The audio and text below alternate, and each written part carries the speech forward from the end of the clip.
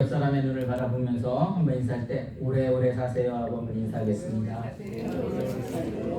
네, 우리 자리를 조금 가운데로 한번 옮겨주실까요? 좀 어렵겠지만 우리 준하고 시험자매들 일어나서 가운데 쪽으로 옮겨주시면 좋을 것 같아요. 네. 5월은 계절의 여왕이라고 말을 하죠. 그래서 5월은 날씨도 좋고 어떤 행사하기도 그만큼 좋은 것처럼 하나님이 자연을 만물을 허락해준 가장 좋은 날이기도 합니다. 또 보통 5월은 뭐라고 하죠? 가정의 날이라고 말을 합니다. 왜 가정의 날이라고 말을 하죠? 네, 어린이 주일도 있고 오늘이 무슨 날이에요? 네, 이렇게 고개만 숙이고 네, 오늘이 무슨 날이에요? 네, 어머니 날이라고도 하고 또 한국에서는 어버이날이라고 해서 뭐 미국에서는 따로 있기는 하지만 그다음 다음 주는 또 스승의 날이기도 하고 또 이게 부부의 날이기도 합니다. 그래서 가정은 아무리 강조를 해도 정말 부족함이 없는 겁니다. 그래서 저희 가정에 현재 장인하고 장모님 와 계신데 가장 행복한 사람이 저희 아내가 아닐까라는 생각이 들었습니다. 왜냐하면 부모님의 말씀을 듣고 보니까 그 딸을 사랑하는 마음이 그냥 흘러 넘치는 게 제가 느껴지고 있습니다. 근데 이 부모님의 사랑을 정말 깨닫게 되면 가장 또 하나님의 사랑을 간접적으로 가장 이렇게 빨리 깨닫을 수 있지 않을까라는 생각이 들어집니다. 그래서 이 가정의 날을 맞이해서 또 마더스데이를 맞이해서 정말 이 부모님의 사랑을 통해서 또 하나님을 크게 또 깨달을 수 있는 또 저와 여러분이 되기를 오늘 주님 여러분 간절히 축원합니다. 저는 늘 이 가정의 날이면 아버지의 부상을 상징하는 어떤 가시고기와 또 어머니의 희생을 생각하는 어떤 무롱이 생각이 납니다. 가시고기는 여러분 너무도 잘 알고 있는 뭐 소설로도 나온 거죠. 어떤 암컷이 알을 부화를 했을 때 그 아빠가 그게 끊임없이 산소를 공급을 합니다. 그리고 외부로부터 나오는 그 침략을 다 막아내면서 아버지가 어떤 울타리의 모습으로 함축적인 모습을 가지고 있는 것이 가시고기이기도 하죠. 또 우렁은 어떻습니까? 그 우렁은 어머니의 희생적인 모습을 보여줘요. 그 우렁 안에 알을 낳아서 그 아기들이 어머니의 살을 다 뜯어먹겠죠. 그 다음에 그 뜯어먹으면 그 우렁 껍데기가 어떻게 돼요? 물에 흘러갑니다. 그래서 이렇게 아버지의 어떤 울타리가 되어지는 그 모습과 어머니의 어떤 희생적인 모습을 통해서 우리는 또 하나님의 사랑을 깨닫게 되어지는데 오늘 또 이 예배를 통해서 정말 하나님의 사랑을 깨닫게 되고 또 부모님이 계시지 않다면 부모는 늘 자녀들에게 그냥 정말 잘 되기를 원하는 그런 마음입니다. 그래서 하나님 앞에 온전하고 오래 또 섬김의 해를 통해서 잘 성숙할 수 있는 또 저와 여러분이 되기를 주님으로 간절히 축원합니다.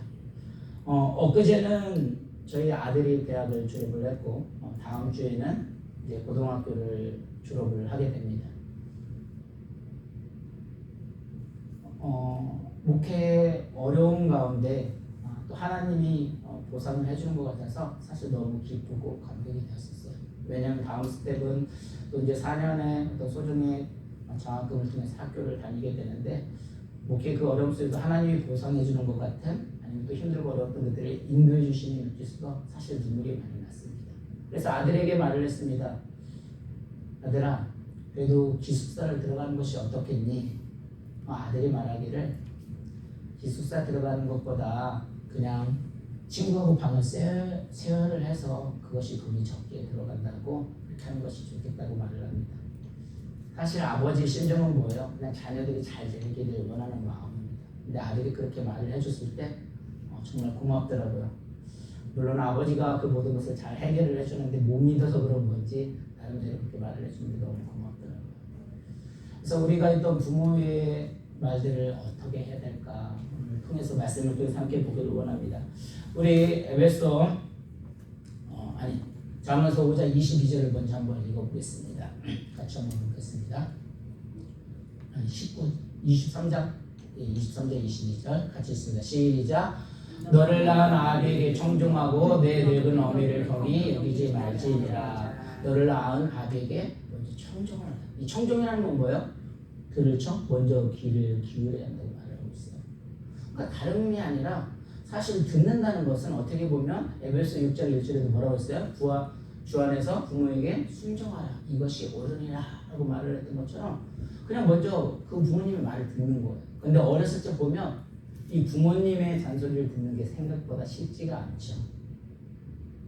늘 어머니는 뭐해라 말을 하는데 이게 성장이 되면서 그 어머니의 말이 이해가 되니까 너무 속상한 거예요. 그 잔소리. 그런데 오히려 더 성장이 되어지면 그 잔소리를 하지 못했을 때 그 소리를 듣고 싶다면 그때는 이게 어머니가 또 안 계실 때가 많이 있겠죠. 그래서 요즘에 뭐 학생들이 가장 힘든 소리가 어머니의 잔소리라고 하는데 그 어머니의 마음을 헤아리게 되면 그 잔소리가 얼마나 깨닫게 되고 내 자신의 속상함을 느끼게 되는 것 같습니다. 그래서 이런 어떤 부모님의 말씀을 듣는 것이 중요하다고 했는데 사실 누가 가장 그 듣는 것에 모범을 보이신 분이 누구세요? 바로 예수님이십니다. 예수님이 이곳에 우리를 살리시기 오셨지만 그 십자가에 돌아갔을 때 얼마나 번뇌와 고민이 많았겠습니까? 그럼에도 불구하고 하나님의 그 말씀에 순종을 해서 그 사명을 감당하는 모습을 보게 됩니다. 저는 늘 삶을 살아가면서 우리들이 가장 태어나서 사실 인간의 소통의 관계가 가장 어렵다고 하는데 가장 먼저 소통의 만남이 누구예요? 바로 어머니의 만남입니다. 그래서 그 어머니가 우리를 가장 먼저 사랑을 해주고 또 가장 희생적인 헌신을 보여주시고 가장 보편적인 어떤 사랑을 보여주신 거예요. 그래서 저는 이 어버이줄에 정말 그 부모님의 사랑을 통해서 그 하나님의 사랑을 정말 깨달았으면 좋겠습니다. 또 그 하나님의 사랑을 더욱더 알아봤으면 좋겠어요. 그래서 저와 여러분들은 정말 이 시간에 그 어머니의 어떤 순종함을 통해서 어떤 듣는 경청을 통해서 정말 부모님의 말씀을 가장 잘 들을 때 하나님의 말씀을 잘 들을 수가 있거든요. 그래서 저와 여러분들은 늘 하나님의 말씀에 잘 순종해서 들음을 통하여서 또 올해 성장의 해로 또 순종의 해로 또 섬김의 해로서 더 한층 더 성숙할 수 있는 저와 여러분이 되기를 주님을 축원합니다. 두 번째로는 보면은 우리 25절을 한번 볼까요? 어떻게 해야 부모님께 이 마음을 주실 수 있을까? 한번 읽습니다. 시작. 내 부모를 즐겁게 하며 너를 낳은 어미를 기쁘게 하라. 그래서 뭐라고 했습니까? 즐겁고 기쁘게 하라고 말을 하고 있어요. 여러분 사실 부모님이 어떻게 하는 것이 가장 기쁠까요? 부모님을 가장 기쁘게 하는 것은 부모님의 가치를 인정해 주는 겁니다. 저희 아들이 민호예요. 민첩한 하늘로. 그래서 하늘에 민첩한 사람이 되어서라. 그래서 저희 아버님이 지어주신 겁니다. 이름을 우리가 지을 수도 있지만 그 부모님이 그 아들의 이름을 지어줌으로 말미암아 부모님이 아마 뿌듯하지 않을까.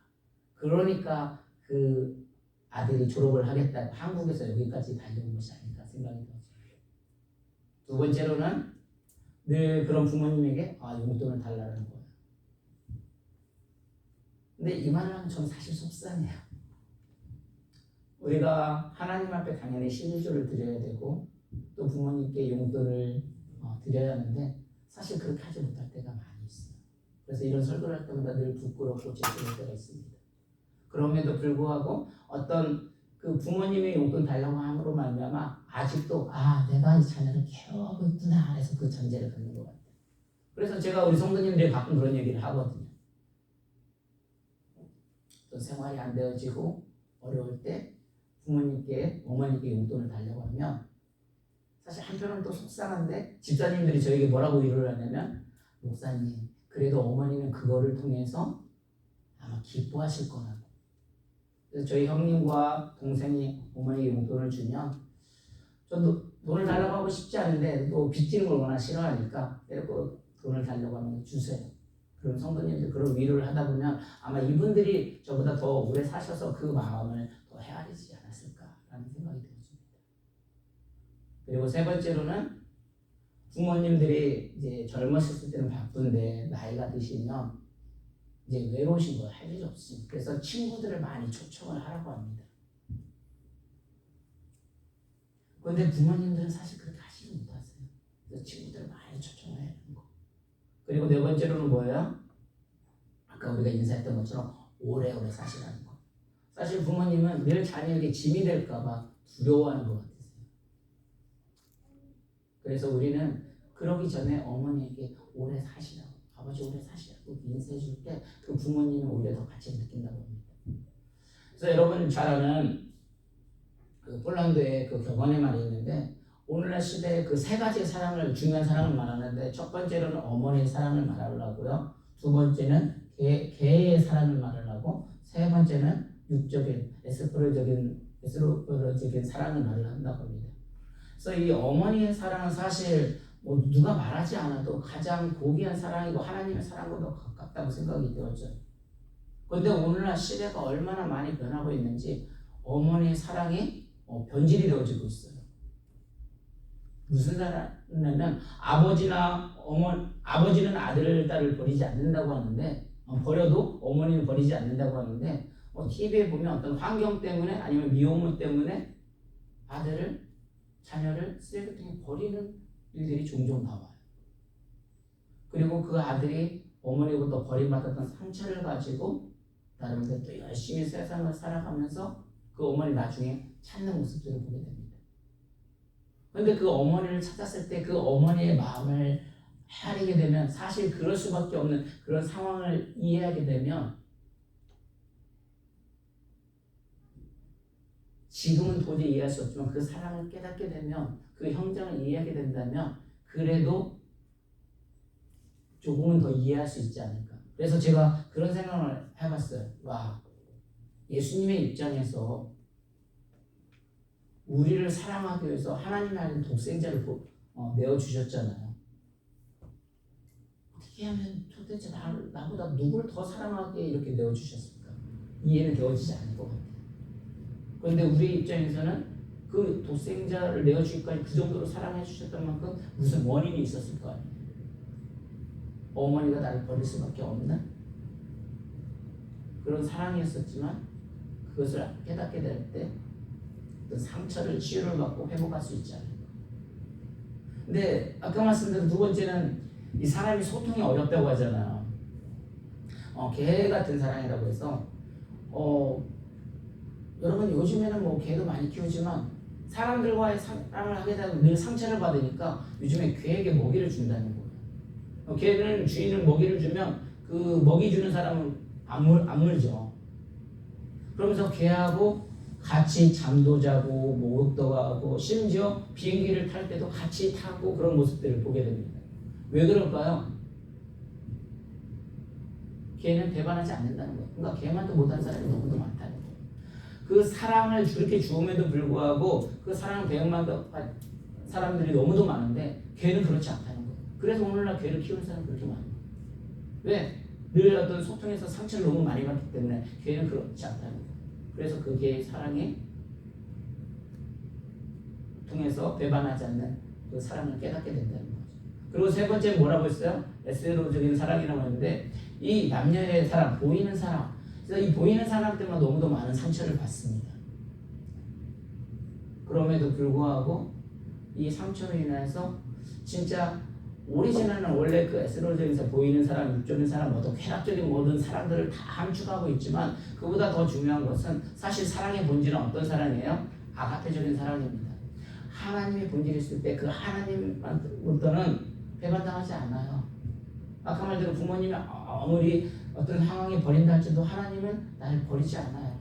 내가 내 머리를 도저히 이해할 수는 없지만 또 그 하나님의 사랑은 더 놀라운 사랑으로 우리에게 다가오고 있습니다. 그래서 저와 여러분들은 늘 어떤 부모님의 사랑, 또 어떻게 같은 사랑, 에스로적인 그런 사랑도 있지만 사랑의 본질은 아가페적인 사랑, 하나님을 통해서 올해 또 부모의 어버이날을 통해서 더욱더 다시 한번 하나님의 사랑을 깨닫는 귀한 은혜의 시간 되기를 주 이름 축원합니다. 마지막으로 우리 26절 한번 볼까요? 26절 같이 읽습니다. 시작. 내 아들아 내 마음을 내게 주며 내 눈으로 내 길을 즐거워할지니라. 부모님께 마음을 뭐라 했어요? 드려야 한다고 말을 하고 있습니다. 말씀에서 나이가 부모님께 마음을 드린다는 것은 다름이 아니라 내 마음을 드리는 건데, 나이가 들면 우리가 보통 세 가지가 늘 약하다고 하죠. 뭐가 첫 번째 약한 데일까요? 아픈 데가 많이 있다는 겁니다. 나이가 들수록. 그래서 모든 어떤 신체 기능이 약해지다 보니까 늘 나이가 들수록 모든 기능이 약해지니까 아픈 곳이 많다는 거예요. 그래서 부모님에게 늘 어디가 아프신지 또 체크를 하고 또 자주 물어봐야 한다는 겁니다. 두 번째로는 외로움을 잘 타신다는 거예요. 아까도 말씀드렸지만 젊었을 때는 할 일도 많고 바빠서 이것저것 해야 할 일이 많은데 이제 은퇴를 하시게 되면 그 모든 것을 다 놓아야만 되어지고 또 그렇게 하다 보니까 외로워서 자식의 걱정 또 이민 가는 자식들 걱정 그런 것 때문에 너무 외롭다는 거예요. 그래서 그 외로움을 달래드려야 한다는 거예요. 그리고 세 번째로는 배고픔을 자주 느끼신다고 합니다. 한 번에 많이 먹으면 소화 기능이 다 안 되어지다 보니까 어떻게 돼요? 신체 기능이 모두 기능이 떨어지고 그러다 보니까 자꾸 허기지는 거예요.